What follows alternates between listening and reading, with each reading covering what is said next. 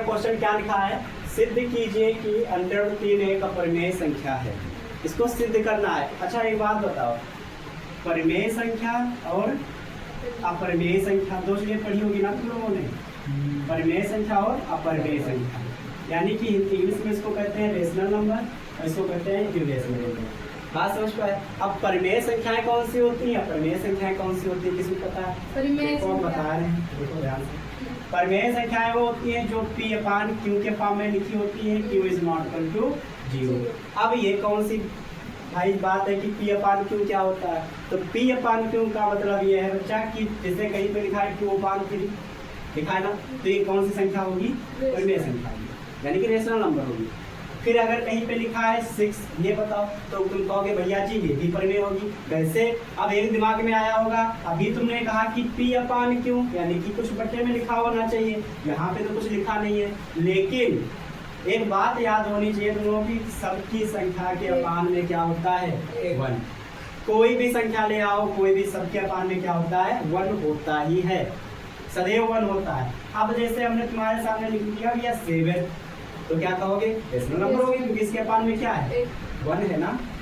यानी कि मैं पता चला परिमेय संख्याएं कौन सी होती हैं? जो P/Q में लिखी होती हैं, Q = 0, यानी कि अपान में भैया क्या नहीं होना चाहिए? 0 नहीं होना चाहिए, बस वो सभी परिमेय संख्या हो जाएंगी। अब जैसे तुम्हारे सामने लिख दिया 0/2, ये क्या होगा? परिमेय होगा या अपरिमेय? तो तुरंत कहोगे भैया जी ये परिमेय होगा, क्योंकि ऊपर 0 है ना कि नीचे, समझ पाए? अब इसको अगर भाग दे देंगे तो आ जाएगा 0, इसी वजह में P/Q।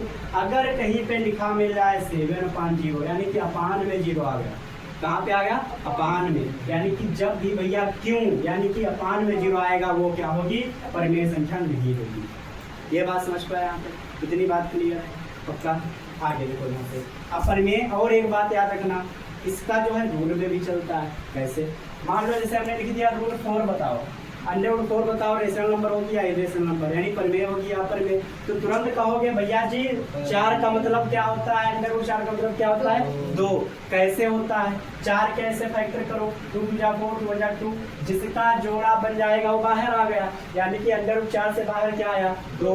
और 2 के बटे में क्या मान लिया जाता है? 1। और जब बटे में 1 हो गया तुरंत भैया ये क्या बन गया? परिमेय संख्या। यहाँ तक बात क्लियर है। अगला जैसे हम तुम लोग पूछ दें कि √16 बताओ क्या होगा? परिमेय या अपरिमेय? तुरंत कह दोगे भैया जी ये परिमेय होगा। क्यों परिमेय होगा? क्योंकि तुरंत तुम ऐसा फैक्टर कर लो, 2 × 16 2 × 8 2 × 4 2 × 2, एक ये जोड़ा एक ये जोड़ा बन गया ना, यानी कि ये जोड़ा एक ये जोड़ा बन गया, यानी कि बाहर √ से क्या आ जाता है? 4। 2 × 4 आया ना, √16 का मतलब 4, और इसके बटे भैया क्या होता है? 1, यानी कि ये क्या बन गई? परिमेय संख्या। यहाँ तक बात क्लियर है पक्का? अब देखो अपरिमेय क्या होता है? जो P/Q के फॉर्म में ना लिखी हो। पहली बात तो ये हुई। दूसरी बात, जब रूट में जाएंगे तो भैया ये कह सकते हैं कि जिनका जोड़ा रूट के अंदर ना बने। जैसे कि हमने लिख दिया √5, √5, 5 के तुम फैक्टर करो भैया, तो 5 एक कम 5 के क्या जोड़ा बना? नहीं बना, यानी कि √5 से बाहर निकल सकता है? नहीं निकल सकता। जब रूट से कोई संख्या बाहर नहीं निकल सकती है तो क्या कहलाएगी? अपरिमेय संख्या। तो इस हिसाब से तुम लोग बता सकते हो कि √3 परिमेय है या अपरिमेय? अपरिमेय। क्या है बच्चा? अपरिमेय। यहाँ तक बात समझ पाए? √3 क्या होगी? अपरिमेय। कैसे? क्योंकि तुम 3 के फैक्टर करो, 3 × 3 जोड़ा तो बना नहीं ना, तो ये क्या हो गई? अपरिमेय। लेकिन क्वेश्चन देखो बनाने वाले ने क्या बनाया है कि सिद्ध कीजिए कि √3 एक अपरिमेय संख्या है। रियल में क्या है? अपरिमेय है, और वही तुमको सिद्ध करना है। रियल में भी ये अपरिमेय है और यही बताना है कि अपरिमेय। जैसे कि ये मार्कर है, तुमसे कहते हैं कि सिद्ध करके दिखाओ कि ये मार्कर ही है, तो तुम क्या कहोगे कि सर इसमें इंक पड़ती है, इसके अंदर एक मतलब पड़ा होता है नीडल, ये लिखने वाली जो भी होता है बता दो कि मतलब मार्कर है, पहचान बताओगे ना। वैसे ही तुमको बताना है, कुछ ऐसा इसको मानो कि ये अपरिमेय सिद्ध हो जाए, तुमको बताना है ये। तो ध्यान से समझना, ये बात क्लियर तो नहीं है ना। अब आते हैं अपने क्वेश्चन पे, ये सब इसी से रिलेटेड। अब देखो तुमको करना क्या होगा क्वेश्चन, दिया है कि √3 एक अपरिमेय संख्या है, इसको तुम प्रूव करके बताओ। तो देखो प्रूव कैसे करोगे, ध्यान से समझना। अब एक टाइप का क्वेश्चन सीख लो, √3 हम सिखा देंगे, √5 अपने आप से हो जाएगा, कैसे, बिल्कुल सेम ऐसे, √2 ऐसे हो जाएगा, क्योंकि 2 भी एक क्या है, अपरिमेय है, ये भी क्या है, अपरिमेय है, ये भी क्या है, अपरिमेय है, √7 भी क्या है, एक अपरिमेय है। तुम्हारे में जो पेपर में ज्यादातर पूछा जाता है ये 3 पूछे जाते हैं, सबसे ज्यादा ये फेमस है 2 नंबर के लिए। केवल 2 नंबर आज से पक्के हो गए। 68 नंबर पेपर बचा, 70 में 2 नंबर आज से पक्के हो गए, क्योंकि जो पढ़ोगे उसमें कोई क्लियर नहीं कि वही संख्या है, उसका डिजिट बदल दे, कुछ भी बदल सकता, क्वेश्चन बदल सकता, लेकिन इसमें बदलेगा क्या, √3 है, √3 रहेगा, इसको 9 लिख देंगे तो 3 हो गया, वो परिमेय बन गई। बात समझ पाया ना। तो देखो कैसे करते हैं, अब आते हैं अपने क्वेश्चन पे, ध्यान से समझना भैया। कह रहा है कि √3 एक अपरिमेय है, इसको हम क्या मान ले भैया, परिमेय मान लें, इसको हम परिमेय मान लें। बाद में देखते हैं कि अगर ये परिमेय मानते हैं और परिमेय ही निकल के आ रहा है तो भैया ये अपरिमेय नहीं सिद्ध हो पाएगा। लेकिन अगर हम इसको परिमेय मानते हैं लेकिन फिर भी ये अपरिमेय की तरफ भाग रहा है तो हम समझ जाएंगे ये क्या है भैया, अपरिमेय है। तो सबसे पहले इसको क्या करोगे, रियल में तो अपरिमेय है, उल्टा इसको मान लो। सब क्वेश्चन में तुमको ऐसे ही करना है कि माना जो कह रहा हो क्वेश्चन, क्या कह रहा है भैया, √3 ना, तो यहाँ पे लिखोगे, यहाँ से उत्तर करके आना है पेपर में, यहाँ से करना है कि माना √3 एक परिमेय संख्या है, एक परिमेय संख्या है। ठीक है, रियल में ये अपरिमेय हमने क्या मान लिया भैया, ये क्या है, एक परिमेय संख्या है, मान लिया। यहाँ तक इतनी बात क्लियर है पक्का कि √3 एक परिमेय संख्या सिद्ध करना, हमने उल्टा मान लिया कि ये परिमेय है। अब देखो इसको जब परिमेय मान लिया है तो परिमेय संख्या होती कौन सी है, जो P/Q के फॉर्म में लिखी होती है। तो भैया इसको P/Q के फॉर्म में लिख सकते हैं ना, तो तुरंत लिख दोगे √3 बराबर P/Q। अब ये क्यों लिख दिया, क्यों लिख दिया, क्वेश्चन समझो। हमने क्या माना इसको, परिमेय। अब परिमेय संख्याएं वही होती हैं जो P/Q में लिखी होती हैं, तो भैया मान लिया कि √3 को हम बराबर में P/Q हम लिख सकते हैं। यहाँ तक कोई दिक्कत किसी को भी नहीं दिक्कत। ब्रैकेट में एक लाइन लिख देना ताकि तुम अच्छे हीरो लगने लगो पढ़ाई में, ताकि उसको लगे कि तुम बहुत बढ़िया पढ़ो। क्या लिख देना है कि जो ये P और Q है क्या है, तो यहाँ पे तुम लिख दोगे P/Q, यहाँ पे लिखोगे जहाँ P/Q पूर्णांक है। पूर्णांक का मतलब है पूर्णांक संख्या, जो बताया था माइनस प्लस की सभी संख्या सकती पूर्णांक है। और भैया एक कंडीशन तुमको बताया था, इसमें P 0 नहीं हो सकता कि क्यों, कौन सी 0 नहीं हो सकता है, क्यों। तो यहाँ पे ऐसे लिख दोगे Q is not equal to 0, ये साइड में लिख देना ताकि तुम 0 लोगे। बात समझ पाया ना। अब यहाँ तक बात क्लियर है। अब एक बात इसमें करना है, ये सब अपने आप से करना है, याद रखना है तुमको, याद रखना नहीं लेकिन समझ के याद रखना है। ये एक स्टेप हो गया कि परिमेय मान लो, दूसरा स्टेप हो गया P/Q में लिख लो, तीसरा जो स्टेप होगा तो यहाँ पे लिखोगे दोनों पक्षों। पक्ष का मतलब भैया होता है कि ये इधर साइड, एक ये इधर साइड। ये अपना है दाहिना हाथ यानी कि दायां पक्ष, ये इधर बायां है यानी कि बायां पक्ष। इंग्लिश में इसको राइट हैंड कहते हैं यानी कि राइट हैंड साइड, ये भैया इधर की लेफ्ट हैंड साइड। बात समझ पाए ना। तो यहाँ पे 2 पक्ष बने ना, एक इधर का एक इधर का, देखो तो बीच में तो बराबर है, तो लिख देंगे दोनों पक्षों का वर्ग करने पर।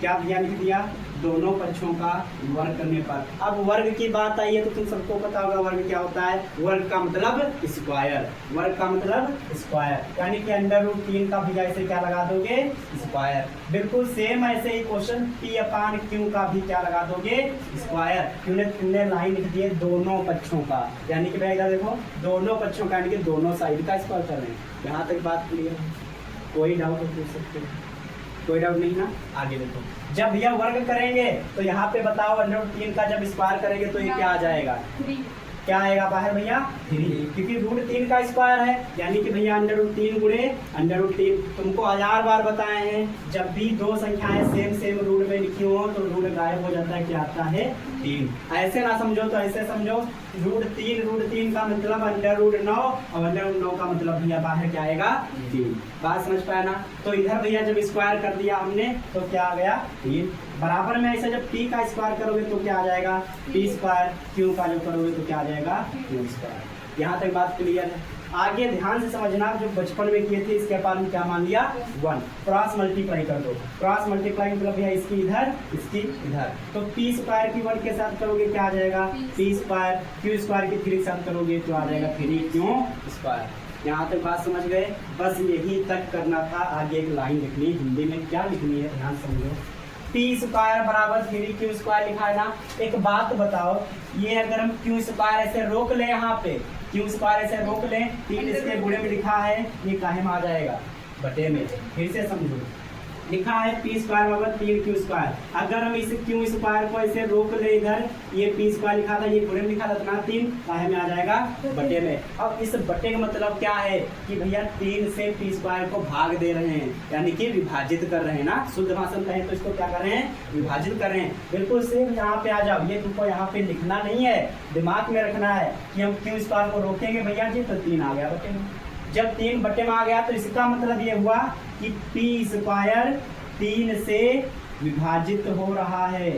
पी स्क्वायर 3 से विभाजित होता है, ये लिखा है ना यहाँ पे। मतलब भैया जैसे हम यहाँ पे लिख दिए पी स्क्वायर बटे 3, इसका मतलब क्या है कि 3 से पी स्क्वायर को भाग दे रहे हैं। उसी को थोड़ा शुद्ध भाषा में लिखो, भाग दे रहे हैं अच्छा नहीं लगता ना, तो यहाँ लिख दो कि पी स्क्वायर 3 से विभाजित होता है। अब एक बात बताओ, जैसे हम कहते हैं भैया 5 का स्क्वायर कितना होता है? 25। 5 का स्क्वायर होता है 25। अगर 25 5 से कैंसिल हो रहा है तो वह संख्या भी 5 से विभाजित हो रही होगी। ये बात फिर से समझो, किसी संख्या का अगर स्क्वायर किसी संख्या से विभाजित हो रहा है तो वह संख्या भी उस संख्या से विभाजित हो जाएगी। फिर से समझो, ना समझ पाए हो? स्क्वायर का मतलब अगर कोई संख्या है, मान लो 5 है, इसका स्क्वायर कितना होता है? 25। 25 को 5 से भाग दो, कट गया, कैंसिल हुआ ना। बिल्कुल सेम वैसे हम कह रहे हैं जिसका वो स्क्वायर है, 25 स्क्वायर कितने का है? 5 का ना, तो 5 भी 5 से कट रहा है या नहीं कट रहा है ना। तो बिल्कुल सेम ऐसा क्वेश्चन पे आ जाओ। क्या करना है यहाँ पे? जब पी स्क्वायर, यानी कि यहाँ पे कुछ भी संख्या हो सकती है भाई, पी की जगह पे कुछ भी हो सकता है ना, फिक्स तो है नहीं।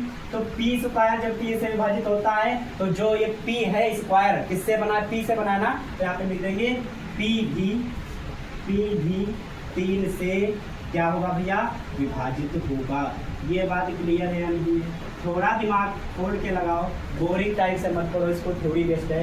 दिमाग लगाओ, किसी का स्क्वायर, मैं तुमको समझाया कि 5 का स्क्वायर 25 अगर 5 से कट रहा है तो 5 भी 5 से जरूर कट रहा होगा। बिल्कुल सेम वैसे आ जाओ, जब पी स्क्वायर 3 से विभाजित हो रहा है तो पी भी 3 से विभाजित होगा नहीं होगा? इसको भैया समीकरण 1 मान लो। क्या मान लोगे? समीकरण 1। बिल्कुल सेम ऐसे ही एक और समीकरण बना दो, बस तुम्हारा क्वेश्चन पूरा हो जाएगा। अब देखो ध्यान से, दूसरी समीकरण कैसे बनेगी। यहाँ पे तुमने किसको दिखा दिया है? पी स्क्वायर को दिखा दिया है ना, तो जिसको दिखा दिया है उसी की बराबर में मान लो। क्या मानोगे भैया? पी बराबर, यहाँ से एक ट्रिक याद रखना, एक जुगाड़ याद रखना। पी बराबर किसको मानोगे? जो क्वेश्चन में क्या दिया था? √3 ना, तो 3 लिख दो। दिया होता √5 तो क्या लिख देते? 5। दिया होता √2 2, और साथ में एक चीज लगा दो के। आप पूछोगे भैया जी के क्या है? तो के की जगह पर तुम कुछ भी लिख सकते हो, पी और क्यू को छोड़ करके, क्योंकि ये दो तुम पहले लिख चुके। बात समझ पाए ना कि पी बराबर 3 के इसमें रखने पर, ये जो समीकरण पी बराबर 3 के समीकरण में रखने पर। अब भैया समीकरण तुम्हारी क्या बन के आई थी? पी स्क्वायर बराबर 3q स्क्वायर ना, तो भैया पी स्क्वायर बराबर 3q स्क्वायर ऐसे लिखा रहने दो। पी की जगह पर भैया क्या लिख दोगे? 3 के ऊपर स्क्वायर लगा था, इसे लगा दो, जो लिखा था सब भैया इसे लिखो। कोई दिक्कत यहाँ तक? अब स्क्वायर को लो, 3 का स्क्वायर 9, अब के का स्क्वायर के स्क्वायर ही रहेगा, और इधर से 3q स्क्वायर इसे रहेगा ना।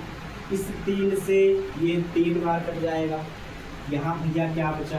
3 के स्क्वायर, इधर भैया क्या बचा? q स्क्वायर बचा।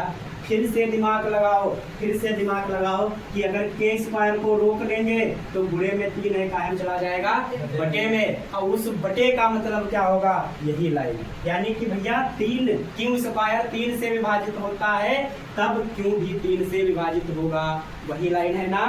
फिर से समझो भैया, ये के स्क्वायर से रोक लो तो आ जाएगा q स्क्वायर बटे 3। इसका मतलब क्या है कि q स्क्वायर, यहाँ पे लिख लो, q स्क्वायर 3 से विभाजित होता है।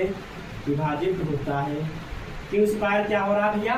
3 से विभाजित होता है, तब तब जब किसी का स्क्वायर किसी संख्या से विभाजित होता है तो वह संख्या भी उसी से विभाजित होती है। गाना याद कर लो, ये गाना याद कर लो कि जब किसी संख्या का स्क्वायर किसी संख्या से विभाजित होता है तो वह संख्या भी विभाजित होगी उसी संख्या से। बात समझ पाए ना? जब क्यू स्क्वायर 3 से विभाजित हो रहा है तब क्यू भी 3 से विभाजित होगा। लिख सकते हो ना? तो आराम से यहाँ पे लिख दोगे भैया। क्या लिख दोगे? तब क्यू, तब इधर लिख दें, तब क्यू भी 3 से विभाजित होगा, विभाजित होगा। क्योंकि भैया जब इसका स्क्वायर विभाजित हो रहा था तो वो संख्या भी विभाजित होगी। ये समीकरण कौन सी बन गई? 2। इसको मान लिया था 1, इसको 2। यहाँ तक बात क्लियर? पक्का? यहाँ तक समझ पाए? फिर से इसको बताएं, फिर से एक बात समझो। इसके आगे भी थोड़ी बस एक लाइन बची है लिखने को, बस क्वेश्चन पूरा हो गया है। क्या करना है? जिस भी क्वेश्चन को कह रहा हो उसको पहले उल्टा मान लो। भाई मान लो हम लड़के हैं, सिद्ध करना है तो पहले लड़की मान लो। फिर देखो क्या बाल है, नहीं है भाई, बाल नहीं है तो कह दोगे अरे ये तो लड़की नहीं है ना। बिल्कुल सेम वैसे हम कह रहे हैं कि ये अपरिमेय था ना, इसको हमने क्या मान लिया? परिमेय मान लिया। कि माना √3 एक परिमेय संख्या है। जब कोई परिमेय होगी कब संख्या? जब वो P/Q में लिखी होगी, यानी कि P/Q के बराबर में लिख देना इसको। अब P और Q क्या होते हैं गुणांक? अब Q 0 नहीं हो सकता। ये तो परिमेय संख्या कंडीशन है जो क्लास फर्स्ट से पढ़ते आए हो। आगे देखो, दोनों पक्षों को भैया क्या कर दिया हमने? वर्ग कर दिया। तो दोनों जब पक्षों का वर्ग किया तो √3 का स्क्वायर, इधर P/Q का स्क्वायर, √3 का स्क्वायर 3 आ गया, P स्क्वायर का P स्क्वायर, Q का Q स्क्वायर आया ना। फिर भैया यहाँ पे क्रॉस मल्टीप्लाई की तो P स्क्वायर की 1 के साथ की P स्क्वायर आया, बीच में बराबर लगा था। 3 की Q स्क्वायर के साथ की तो 3 Q स्क्वायर आया। यहाँ तक बात क्लियर है? अब यहाँ से दिमाग लगाया छोटा सा कि Q स्क्वायर को अगर रोक ले भैया, ये लिखा है गणित मतलब मल्टीप्लाई में गुणे में लिखा है ना, तो छोटे से पढ़ते आए हो। बराबर के इधर कुछ लिखा है उधर जाएगा माइनस का हो जाएगा, मतलब प्लस का लिखा है तो माइनस का, माइनस लिखा है प्लस का, गुणे में लिखा है तो कहाँ पे आएगा? बटे में। भैया गुणे में कोई चीज लिखिए काहे में आएगी? बटे में, यानी कि P स्क्वायर बटे 3 हो जाएगा ना। करना नहीं है, दिमाग में रखना है कि Q स्क्वायर रोक लो तो बटे 3 आ जाएगा। उसका मतलब क्या होगा कि 3 से P स्क्वायर भाग देगा ना। देखो लिख दिया P स्क्वायर 3 से विभाजित होता है। भाग देना थोड़ा अच्छा नहीं लिखता, लिखते ही से विभाजित लिख दिया। अब तुमको बता चुके हैं कंडीशन, अभी दिखाया भी था कि किसी का अगर स्क्वायर विभाजित होता है तो संख्या भी विभाजित होगी, इसीलिए P भी 3 से विभाजित होगा। बिल्कुल सेम ऐसा कंडीशन बनाना है। तो P को सिद्ध कर चुके ना, उसी के बराबर में जो सिद्ध करना था उसको मान लो। P बराबर क्या मान लिया? 3 के, क्योंकि हमको 3 को सिद्ध करना था ना, √3 को। अब इसको समीकरण में जब रखेंगे भैया तो ये देखो समीकरण, ये देखो समीकरण है। P की जगह पे रख दिया 3 के, देखो P स्क्वायर 3 के साथ समीकरण थी। P की जगह पे 3 के स्क्वायर लगा था, स्क्वायर बराबर जो लिखा था वैसे लिख दिया ना। इसका स्क्वायर 9, K का K स्क्वायर बराबर 3 के स्क्वायर 3 हो जाती है, मतलब कट गया ना ये।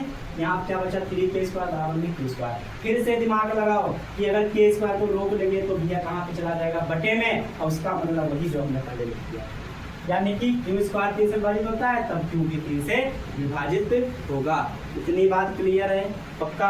इतनी बात क्लियर है? चलो इतना। अब देखो ध्यान से बात, ये समीकरण 1 थी, इसको हमने क्या माना था? 2। यहाँ तक बात क्लियर है ना? ये समीकरण 1 इसको बना लिया, समीकरण इसको बना लिया 2। अब यहाँ से क्या तुम्हारे से निकाल पाए ये देखना है। तो यहाँ पे भैया क्या लिखोगे? बढ़िया बढ़िया, समीकरण 1 और 2 से। समीकरण 1 हुआ, समीकरण 2 में कह दो या से, समीकरण 2, समीकरण 1 हुआ 2, ये लिख दिया ना। समीकरण 1 और 2 से लिख दो, ज़्यादा बढ़िया। समीकरण 1 और 2 से, यानी कि दोनों में क्या ऐसा कॉमन मिला? एक बात बताओ, इसमें कितने से विभाजित हो रहा था? 3 से। इसमें कितने से विभाजित हो रहा था? 3 से। दोनों में कॉमन क्या मिल गया? 3। तुरंत यहाँ पे लिख दो। और इसमें क्या था? P, इसमें क्या था? Q। तुरंत लिख दोगे, अतः P, Q में कम से कम कितने हैं? कम से कम एक उभयनिष्ठ या 3 लिख दो इसे। 3 उभयनिष्ठ है। उभयनिष्ठ का मतलब समझते हो? कॉमन, उभयनिष्ठ है, उभयनिष्ठ है। ध्यान समझो, इसमें भैया P और Q दोनों में क्या कॉमन मिला तुमको? 3। तो लिख दिया हमने, यथा P और Q में कम से कम 3 उभयनिष्ठ है। 3 जो है क्या है? उभयनिष्ठ है। ना ऐसे लिखना चाहो तो तुम ऐसे लिख दो, अतः P, Q में 3 उभयनिष्ठ है। देखो इधर इतना लिख दो, ज्यादा बढ़िया, ज्यादा अच्छा लगेगा क्या? अतः P, Q में 3 उभयनिष्ठ है, बस सीधे सा। इसमें भाई तीन, इसमें तीन कॉमन, उभयनिष्ठ है ना। अब एक बात बताओ, अच्छा तुमसे हम पूछ रहे हैं कॉमन कब मिलेगा, जब परिमेय संख्या होगी। कैसे, देखो ध्यान से। हमने कहा कि अगर √5 का स्क्वायर 5 से विभाजित हो रहा है, ध्यान से समझना ये बात, मैं रटने वाली बात हो जाएगी। √5 का स्क्वायर 5 से विभाजित होता है, यानी कि √5 का स्क्वायर 5 × 5। हाँ भाई तुमने बात सही कही, विभाजित हो गया। लेकिन हमने कहा था कि p भी 3 से विभाजित होता होगा जब स्क्वायर हो रहा, यानी कि क्या √5 भी 5 से विभाजित हो रहा है? कहोगे नहीं भैया जी, नहीं हो रहा ना। तो ये क्यों नहीं हो रहा? क्योंकि √5 क्या है, एक अपरिमेय है। बात समझ पाए? लेकिन अगर यही होती परिमेय तो हो जाता कैसे, 5 का स्क्वायर 25, 25 5 लिखते तब 5 दोनों बार हो जाता ना। बात समझ पाए? नहीं समझे हो तुम लोग, फिर से समझो, समझा रहे तुमको। हाँ समझो, एक बार समझो तो बता भाई। मान लो अगर लिखा होता 3 लिखा होता, 3 का स्क्वायर 9/3, कैंसिल हो रहा, नहीं हो रहा, हो गया भाई 3 का स्क्वायर 9, 3 से स्क्वायर कैंसिल हुआ। अब 9 कितने के स्क्वायर है भैया? 3 का। क्या 3 से इससे नहीं कट रहा है? कट रहा है ना। लेकिन ये कब हुआ? जब एक हमने परिमेय संख्या ली। क्या हमने ली? परिमेय। 3 क्या है? परिमेय ना। लेकिन अगर यही चीज रूट मतलब उस पे ले लो, अपरिमेय पे, तो क्या ये हो पा रहा है? नहीं हो पा रहा। अभी तुमको बताया था ना। तो तुमने माना क्या था? परिमेय। लेकिन परिमेय जब माना था तो उसमें तुमने दिखा दिया कि विभाजित होता है, लेकिन रियल में क्या √3 ऐसा कर पा रहा है? रियल में √3 ऐसा कर पा रहा नहीं ना। तो तुरंत ऐसे तुम लिख दोगे इसे परंतु या लेकिन जो हमने कथन माना था, जो हमने धारणा की थी, क्या की थी कि √3 क्या है? परिमेय है। तो लेकिन हमारी धारणा, लेकिन यह हमारी धारणा मतलब क्या होता है पता है? जो हमने कही है, कोई बात कही है, वो जो हमने बात कही है उसकी बात कर रहे हैं। लेकिन यह हमारी धारणा का विरोध करता है। विरोध का मतलब क्या है? कि कह रहा है कि ये बात हम नहीं मानेंगे, विरोध करता है। अतः √3 एक क्या हो गई भैया? अपरिमेय संख्या है। क्योंकि भैया जब हमारा ये विरोध कर दिया तो हम लिया फिर से अपन चिढ़ाई के बैठ गए। कहानी सुने हो ना, चिढ़ा के बैठ गए, गाँव काट के। तो वही बात है कि हम चुपचाप से शांति से बैठ गए और कह दिया कि जो तुम कह रहे थे भैया वही बात सही है। बात समझ पाए? पक्का? फिर से समझो एक बार, फिर से समझो कि भैया P और Q में क्या मिला? P एक उभयनिष्ठ मिला। फिर क्या हुआ? ये कब होगा? जब परिमेय होना चाहिए, यानी कि। लेकिन √3 क्या ऐसा कर पा रहा है? नहीं कर पा रहा ना। तो तुरंत हम लिख देंगे कि यह हमारी धारणा का विरोध करता है। धारणा का मतलब कोई लोग बताओ, विरोध का बताओ। इधर देखो, इधर ध्यान दो। धारणा मतलब क्या होता है कि जो हम बात कहे हैं। विरोध का मतलब क्या होता है? इसको मान नहीं रहा, विरोध कर रहा है। जैसे ना ये वो हमारी बात का विरोध करते हैं, यानी बात नहीं मान रहे ना, तो हम बात मानने के लिए तैयार नहीं है। तो भैया हम फिर से अपने आप शांति से बैठ गए और क्या कहने लगे कि भाई ठीक है, √3 क्या है? एक अपरिमेय संख्या। हम नहीं इसको कर पाएंगे कि परिमेय। समझ पाए ना?